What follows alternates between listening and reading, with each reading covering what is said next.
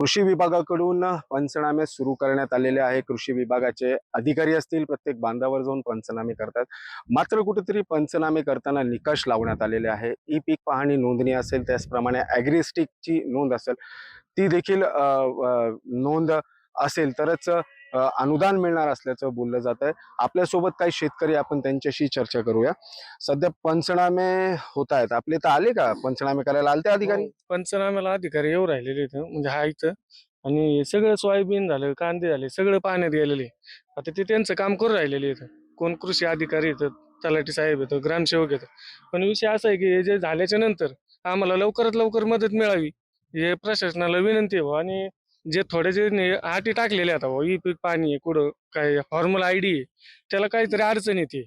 कारण ई पीक पाहणी सगळ्यांची काही शक्य झालेलं नाही, कारण की सर्व्हरचा प्रॉब्लेम आहे, कुठं काय अडचण येतो. मग त्याच्यामुळे ते पण थोडेसे अटी शिथिल केल्या पाहिजेत. कारण की अटी तर सगळ्याच लावलेल्या आहेत त्यांनी, कागद सगळेच मागू राहिलेले आहेत. आणि की असे अडचण येतात. पंचनामा करताना काय काय कागद मागितलाय? 7-12, 8, परत फॉर्मल आयडी, परत ते ई पीक पाहणीची नोंद, असे सर्वच कागद लागत आहेत. आता समजा काहींच्या झालेल्याच नाहीत, काही सर्व्हरचा प्रॉब्लेम आलेला आहे, मग ते कसं काय करणार आहेत ना. आणि नुकसान तर सगळंच झालेलं आहे, ते सरसकट झालेलं आहे. किंवा ईद दिसते असं किंवा नाही, ईद आहे पण पलीकडलं सगळं पिवळं होऊन गेले, सगळं जळून गेलेलं आहे. आणि ते असं उबळून गेले, ती सोयाबीन सुद्धा शक्य नाही. तुम्ही पाहू शकता, हे जी सोयाबीन आहे, आता हे जर उपटल्याच्या नंतर काय राहणार याला? काहीच नाही. जे शेंगा आल्या ते सडलेले आहेत. सगळं शेंगा सडून जे आहेत गेलेलं आता पाहिलं आपण ते सडलेलेच आहेत. मग सरकारने आमची तेवढी काळजी घ्यावं आणि जे सांगते कागदपत्र थोडे शिथिल करावं. यांना जार द्यावं शासनाला जार दिल्याच्या नंतर आम्हालाच ते कागदपत्र मागणार नाहीत.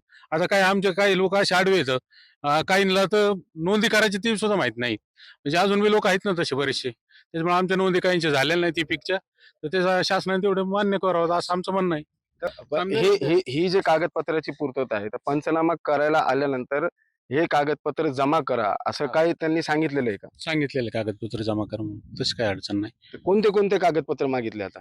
उतारा, त्याच्यानंतर ई पीकची नोंद, त्याच्यानंतर आधार कार्ड आणि ज्या ठिकाणी आपण गेलो तिथला फोटो. हा, 4-5 फॉर्मल बी लागते ना, हा ती बी पाहिजे.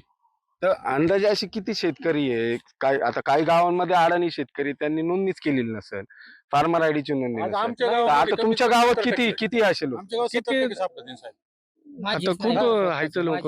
फॉर्मल आयडी माझीच नाही, अच्छा. अजूनपर्यंत नाही केली. कारण आता माहितीच तुम्ही नाही, आता मग फार्मर आयडी तुमच्याकडे नाहीये, मग ई पीक पाणी नोंदणी केली का? ई पीक नोंदणी? हो, ती बी नाही केलेली अजून. मग आता अनुदान कसं मिळणार? मग आता पंचनामा झाला, मग अनुदान आता ते म्हणतात. आम्हाला करताच येत नाही. आम्ही पूर्वीचे शिकलेले थोडेफार, ते आम्हाला नाही येते ह्या मोबाईलवर करता. मग अच्छा. कसं करणार ते? नुकसान किती झालंय तुमचं? आमचं बरंचसं नुकसान, 5-6 एकराचं सोयाबीन गेलं आमचं. अच्छा. हम्म. पाणी किती साचलं होतं शेतामध्ये? हो, पाणी शेतात साचलं? पाणी काय क्षेत्र आमचंच आहे, पुरं पाणीच आहे याच्यात. मग आता काय अपेक्षा आहे सरकारकडून? हो, सरकार एकीकडे म्हणतंय दिवाळीपूर्वी तुम्हाला मदत मिळणार आहे, निकष शिथिल केले. सरकारने आमचं म्हणणं असं आहे बुवा, हे बाकीच्या अटी न ठेवता सरसकट सरकार शेतकऱ्याला मदत, हे अनुदान देऊन टाकावं.